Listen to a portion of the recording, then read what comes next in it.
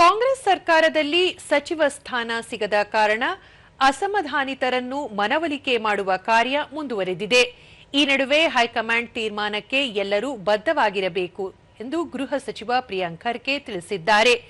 ಬೆಂಗಳೂರಿನಲ್ಲಿಂದು ಅವರು ಕಾಂಗ್ರೆಸ್ನಲ್ಲಿ 130ಕ್ಕೂ ಹೆಚ್ಚು ಶಾಸಕರಿದ್ದು ಎಲ್ಲರಿಗೂ ಸಚಿವ ಸ್ಥಾನ ನೀಡಲು ಸಾಧ್ಯವಿಲ್ಲ.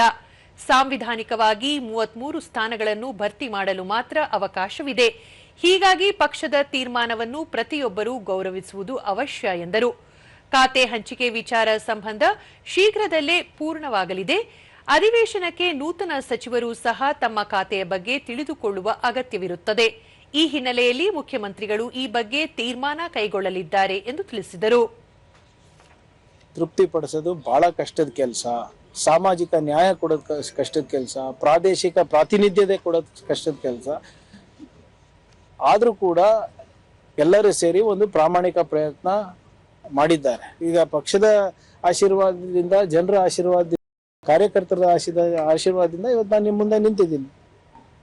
ನಾನು ಇಲ್ಲಪ್ಪ ಸಾಕಾಯ್ತು, ನೀನು ಈಗ ಪಕ್ಷದ ಕೆಲಸಕ್ಕೆ ಹೋಗು ಅಂದ್ರೆ I have to do it. There is no choice. ಎಲ್ಲರಿಗೂ ಅನ್ವಯ ಆಗ್ತದೆ, ನನಗೂ ಅನ್ವಯ ಆಗ್ತದೆ, ಯಾರಿಗಾದ್ರೂ ಅನ್ವಯ ಆಗ್ತದೆ. ಆಮೇಲೆ ಅದರಲ್ಲಿ ಅಸಮಾಧಾನ ಪಡುವಂತ ಯಾವುದೇ ಇದು ನನ್ನಲ್ಲಿ ಇಲ್ಲ. ಒಂದು ವಾರ ಟೈಮ್ ಕೊಟ್ರೆ ಎಲ್ಲರಿಗೂ ಅವರವರ ಇಲಾಖೆ ಬಗ್ಗೆ ಹೆಚ್ಚು ಮಾಹಿತಿ ಪಡೆದು ಸದನದಲ್ಲಿ ಇನ್ನ ಕಟ್ಟುನಿಟ್ಟವಾಗಿ ವ್ಯವಸ್ಥಿತವಾಗಿ ಏನು ವಿರೋಧ ಪಕ್ಷದವ್ರು ಇರ್ಬೋದು, ಸಾರ್ವಜನಿಕರ ಪ್ರಶ್ನೆಗಳಿಗೆ ಉತ್ತರ ಕೊಡ್ಬೋದಾಗ್ತದೆ. ಆಗುತ್ತೆ, ಇವತ್ತಿಲ್ಲ ನಾಳೆ ಆಗುತ್ತೆ.